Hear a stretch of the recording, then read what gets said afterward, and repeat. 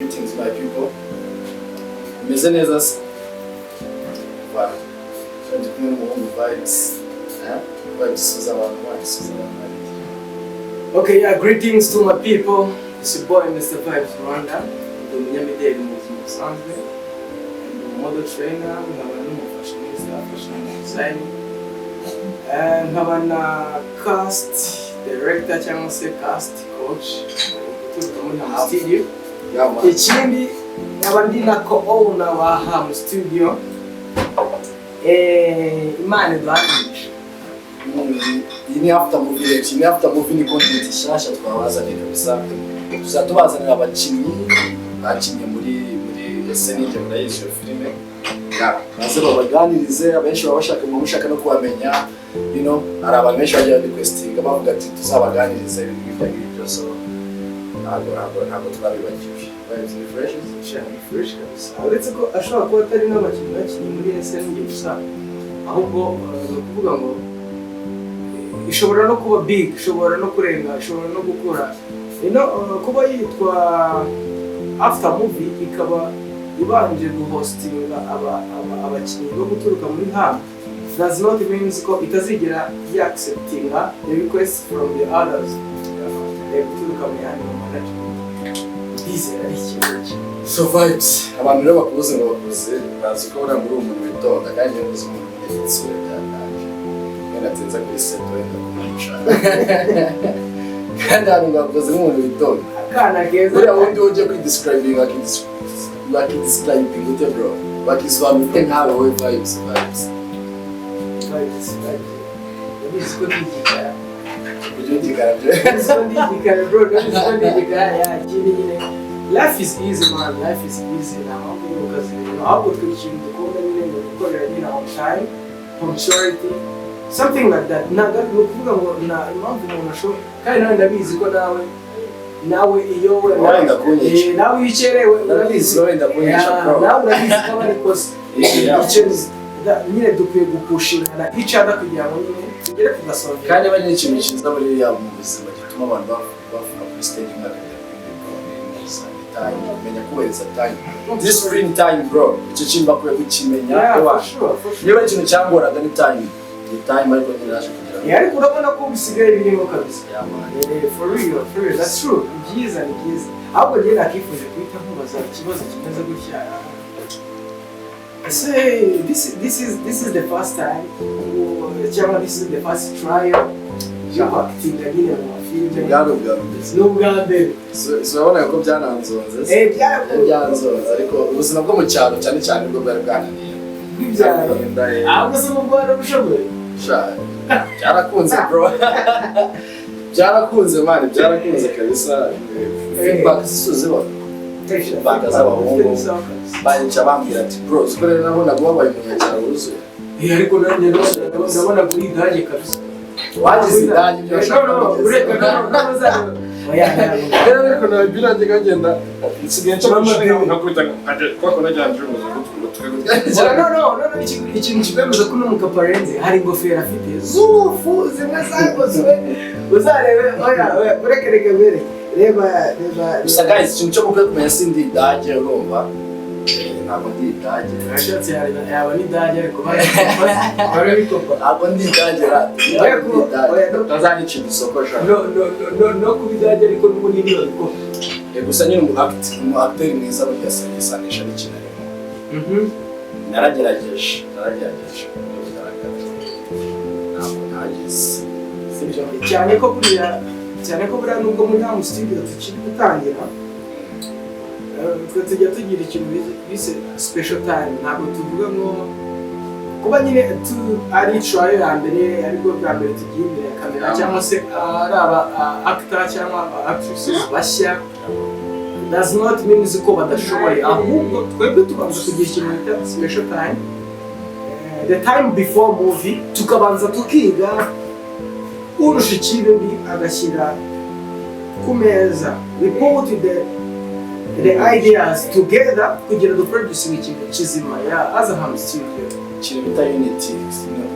Cyara kubashira ubundi burago bw'ikintu cyose kugira kigira ahantu kigera ubanza ukicara ugapanga kandi ubonye ko muza feedback byabuje ari neza ubonye ko first episode bwayo yagize 1K mu munsi first upload money first upload kuri muza byari imanje byarashimishije mbonera na appreciating abantu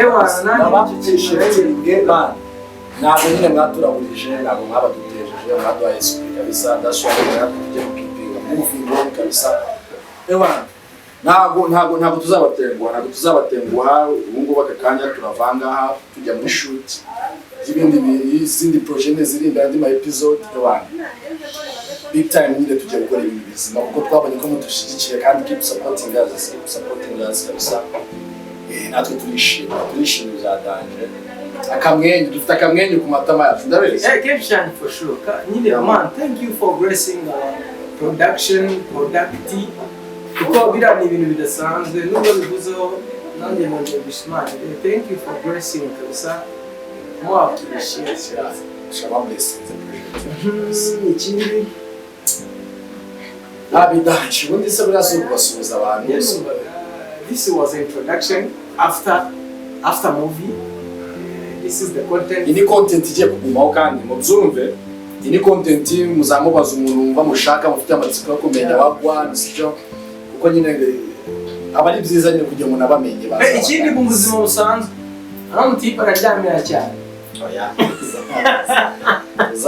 uzabaze njye ntabwo ndyamira urumva ndi n'umuhungu ukunda gukora wapi kera tukiga ikimenyimenya ndi n'umuhungu mbanageze imbere kuri seti baba bapanze 10:00 njye nkagera 9:00 marageze muri make ako kantu ndakagushinga ariko kera tukiga man kera twigaga ubundi muri ESE ariko kera tukiga buri gihe pref ibintu byivugire bro ni fake gusa natwe guys kamabwire njyewe ibyo byose kuvuga ntabwo ari byo njyewe ndo gupetine bitewe n'ukuntu mbana narushye amafuta akazi kenshi n'impamvu ndakuryamira cyane kandi njyewe mu ishuri nakundaga no kwiga abaga ndi umuntu ufatika yo gusoma byane nabaga naniwe abantu bagiye kwita banyumvamo hari abazavuga ati siko ibyo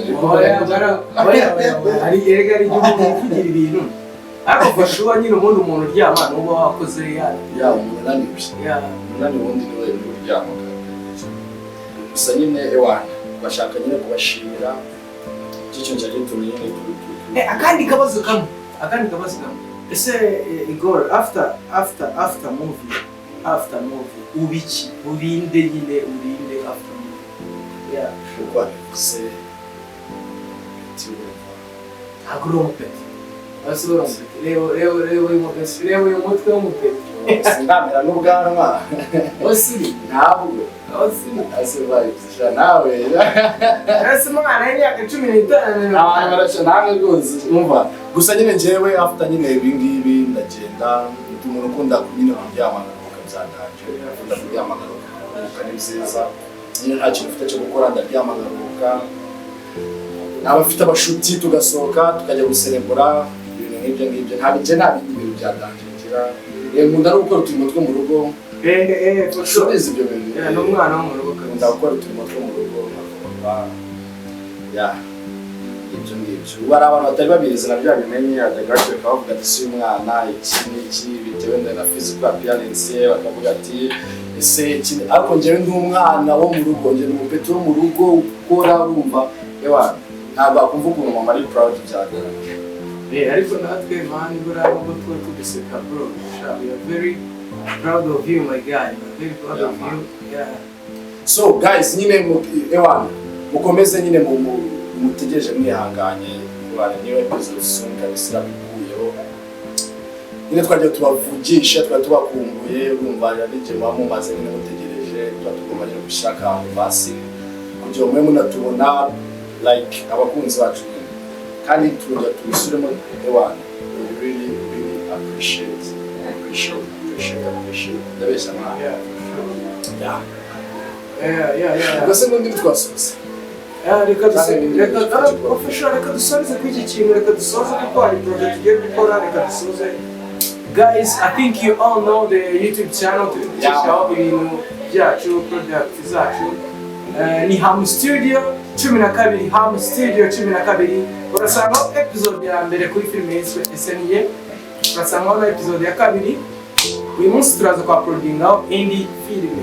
Musubscribing ni cyo tubasabye. Karakantu kakabogera. Mujye kuri kakantu kameza gatya murakabona. Naho mukandeho.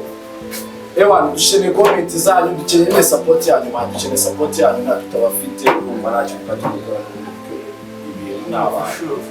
Sibyo? Yeah man. So bye. Jewe nabaseze mu mu izina rya Ham Studio yose. Guys turabakunda cyane. Thank you Jabres. See you.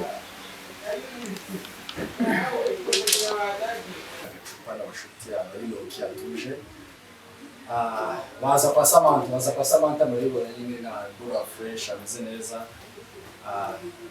Beta nyine ko twabahereza ka numero tukabwira na location mukazaza kusura neza tuhameze neza arimo cyaratuje.